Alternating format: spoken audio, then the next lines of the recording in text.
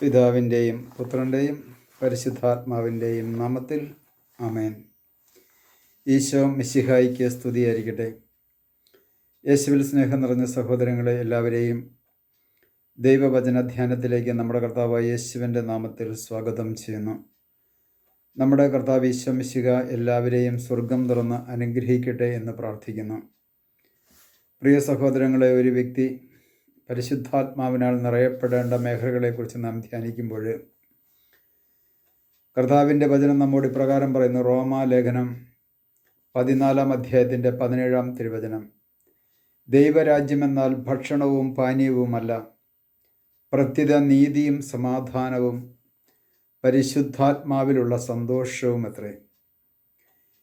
ഇവിടെ ദൈവത്തിൻ്റെ പരിശുദ്ധാത്മാവ് റോമിലെ സഭയ്ക്ക്, സഭാമക്കളെ വളരെ നല്ല നിലയിൽ തന്നെ പൗലോസ്ലീഹായിലൂടെ സംസാരിക്കുമ്പോൾ ദൈവത്തിൻ്റെ പരിശുദ്ധാത്മാവ് തന്നെയാണിത് പറയുന്നത്.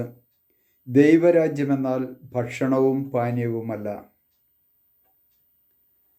പ്രത്യുത നീതിയും സമാധാനവും പരിശുദ്ധാത്മാവിലുള്ള സന്തോഷവുമാണ് ദൈവരാജ്യം. ഇത് ഈശോ ആദ്യമേ പറഞ്ഞായിരുന്നു, നിങ്ങൾ ആദ്യം അവിടുത്തെ രാജ്യവും നീതിയും അന്വേഷിക്കുക, ബാക്കിയെല്ലാം അതോടൊപ്പം നിങ്ങൾക്ക് കൂട്ടിച്ചേർക്കപ്പെടും. പ്രിയ സഹോദരങ്ങളെ, നാം ഓരോരുത്തരും ഇന്ന് ഏത് രാജ്യത്തിനു വേണ്ടി ആഗ്രഹിക്കുന്നു? ഏത് രാജ്യത്തിൽ വളരുവാൻ വേണ്ടി നമ്മൾ ആഗ്രഹിക്കുന്നു?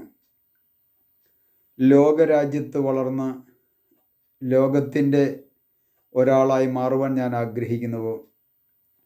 ദൈവരാജ്യത്തിൽ വളർന്ന് ദൈവത്തോടൊന്ന് സന്തോഷകരമായ ഒരു ജീവിതം നയിച്ചു പോകുവാൻ ഞാൻ ആഗ്രഹിക്കുന്നുവോ?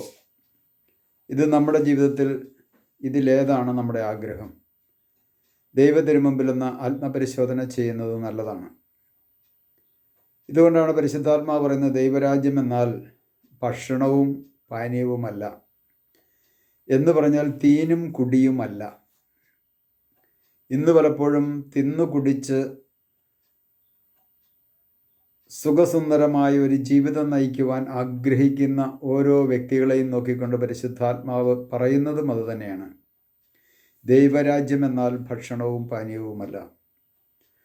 2000 വർഷങ്ങൾക്ക് മുമ്പ് ഒരു തച്ചൻ്റെ ഭവനത്തിൽ ജനിച്ചു വളർന്ന നമ്മുടെ കർത്താവ് ഈശോ മിശിഹ തുടങ്ങിവെച്ച ദൈവരാജ്യ പ്രഘോഷണം ഈ 2000 വർഷത്തിന് ശേഷവും അതതിൻ്റെ മഹത്തരമായിട്ട് മറ്റുള്ളവരുടെ ഇടയിലേക്ക് കടന്നു ചെന്നുകൊണ്ടിരിക്കുന്നു. അതിൻ്റെ സന്ദേശം 1-ാം നൂറ്റാണ്ട് മുതൽ ഈ ദൈവരാജ്യ അനുഭവത്തിലേക്ക് കടന്നു വന്ന മക്കളെ കൊന്നൊടുക്കുവാൻ വേണ്ടി അനേകം ഡയോക്ലിഷ്യൻ ചക്രവർത്തിമാരും നീറോ ചക്രവർത്തിമാരും സഭയെയും സഭാമക്കളെയും പീഡിപ്പിക്കുകയും ചെയ്തപ്പോൾ യഥാർത്ഥത്തിൽ അന്നത്തെ വിശ്വാസികളെല്ലാം രക്തസാക്ഷികളായി മാറി.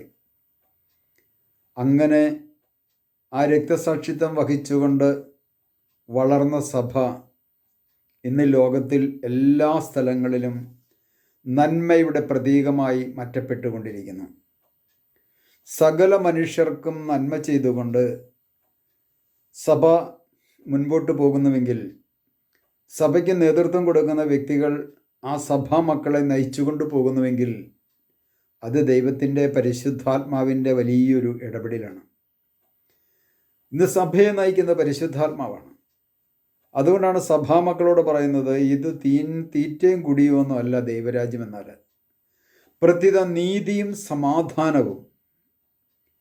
ഇന്ന് പലപ്പോഴും ഏത് നീതിയിലുള്ള ജീവിതമാണ് നാം ഓരോരുത്തരും നയിക്കുന്നത്? നീതിയാണോ അനീതിയാണോ ഇന്ന് എന്നിൽ നിന്നും പുറത്തേക്ക് ഒഴുകുന്നത്? മറ്റുള്ളവർക്ക് ഒരു നന്മ പോലും ചെയ്യാതെ മറ്റുള്ളവരുടെ അവകാശങ്ങളൊക്കെ സ്വന്തമാക്കിക്കൊണ്ട് എനിക്കും എൻ്റെ കുടുംബത്തിനും എൻ്റെ തലമുറയ്ക്കും എൻ്റെ മക്കൾക്കും ഇവിടെ സുഖമായിട്ട് ജീവിക്കണം, ഇവിടെ രാജാവായിട്ട് വാഴണം, ഞങ്ങളെ എല്ലാവരും ഒന്ന് കാണണം, ഞങ്ങൾ പറയുന്നതെല്ലാം അംഗീകരിച്ചങ്ങ് പോയാൽ മതി എന്ന മനോഭാവത്തോടു കൂടെ പോകുന്നുവെങ്കിൽ ആ വ്യക്തിയോ ആ വ്യക്തിയുടെ കുടുംബമോ ഒരിക്കലും നീതിയിൽ വ്യാപരിക്കുന്നവരല്ല. ഒരിക്കലും അവരുടെ ജീവിതത്തിൽ സമാധാനം എന്നത് കണ്ടെത്താൻ പറ്റത്തില്ല. ഒരു വ്യക്തിയുടെ ജീവിതത്തിലേക്ക് സമാധാനം നൽകുന്നത് ദൈവത്തിൻ്റെ പരിശുദ്ധാത്മാവാണ്. സമാധാനം പരിശുദ്ധാത്മാവിൻ്റെ ഫലമാണ്. പ്രിയ സഹോദരങ്ങളെ, നമ്മുടെ ജീവിതത്തിൽ സമാധാനമുണ്ടോ? ഇന്ന് സാമ്പത്തികമായ കുറവ് വരുമ്പോഴും രോഗങ്ങൾ വരുമ്പോഴും പ്രശ്നങ്ങളും ഒക്കെ നമ്മുടെ മുമ്പിൽ നമ്മളെ അലട്ടുവാൻ വേണ്ടി ലോകത്തിൻ്റെ മേഖലയിൽ നിന്ന് കടന്നു വരുമ്പോൾ ഇതിനെയെല്ലാം അതിജീവിച്ചുകൊണ്ട് സമാധാനത്തോടുകൂടെ മുന്നോട്ട് നീങ്ങുവാൻ എനിക്ക് സാധിക്കുന്നുണ്ടോ? സാധിക്കുന്നില്ല എങ്കിൽ ആ പരിശുദ്ധാത്മാവും ഞാനും തമ്മിലുള്ള ബന്ധം ഒത്തിരി അകലെയാണ്. കാരണം പരിശുദ്ധാത്മാവിൽ നിന്നും പുറത്തേക്ക് ഒഴുകുന്ന ഫലമാണ് സമാധാനം. അതുപോലെ തന്നെ സന്തോഷം, പരിശുദ്ധാത്മാവിലുള്ള സന്തോഷം. ഇന്ന് മറ്റുള്ളവർ നമ്മളെ നിന്ദിക്കുകയും അവഹേളിക്കുകയും ഒക്കെ ചെയ്യുമ്പോൾ, നമുക്കെതിരെ വ്യാജമായിട്ട് ദുരാരോപണങ്ങളൊക്കെ പറയുമ്പോൾ എനിക്ക് സന്തോഷിക്കുവാൻ പറ്റുന്നുണ്ടോ?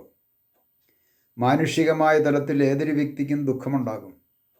എന്നാൽ ആ ദുഃഖത്തിനപ്പുറം സന്തോഷം അവരുടെ ജീവിതത്തിലുണ്ടാകും. കാരണം പരിശുദ്ധാത്മാവിനാൽ നയിക്കപ്പെടുന്ന ഒരു വ്യക്തിക്ക് മാത്രമേ ആ സന്തോഷത്തിൽ മുമ്പോട്ട് പോകുവാൻ പറ്റുകയുള്ളൂ. ഇന്ന് അനേകം അനാഥാലയങ്ങളിലൊക്കെ ശുശ്രൂഷ ചെയ്യുന്ന മാനസിക രോഗികളെയൊക്കെ പരിചരിക്കുന്ന സഹോദരങ്ങൾ, മാനസിക രോഗികളുടെ മേഖലയിൽ നിന്ന് പീഡനങ്ങൾ ഉണ്ടാകുമ്പോഴും അതൊക്കെ സന്തോഷത്തോടുകൂടി സ്വീകരിച്ചുകൊണ്ട് ആ മക്കളെ ഹൃദയത്തോട് ചേർത്ത് വെച്ചുകൊണ്ട് മുമ്പോട്ട് പോകണമെങ്കിൽ അവരിലൊക്കെ ദൈവത്തിൻ്റെ പരിശുദ്ധാത്മാവിൻ്റെ പ്രവർത്തനമുള്ളത് കൊണ്ടാണ് അവരെയൊക്കെ ഹൃദയത്തോട് ചേർത്ത് വെച്ച് കൊണ്ടുപോകാൻ സാധിക്കുന്നത്.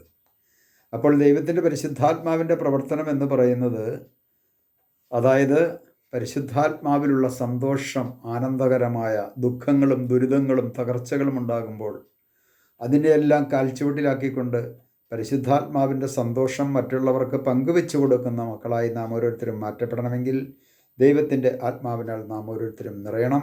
നമുക്കതിനു വേണ്ടി പ്രാർത്ഥിക്കാം. കർത്താവായ ഈശോയെ, അങ്ങയുടെ ആത്മാവിനാൽ ഞങ്ങളെ നിറയ്ക്കണമേ.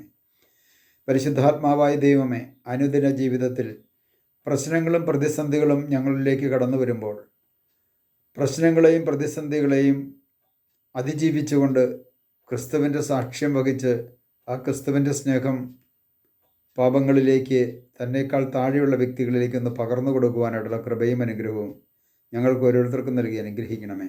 പിതാവിൻ്റെയും പുത്രൻ്റെയും പരിശുദ്ധാത്മാവിൻ്റെയും നാമത്തിൽ ആമേൻ.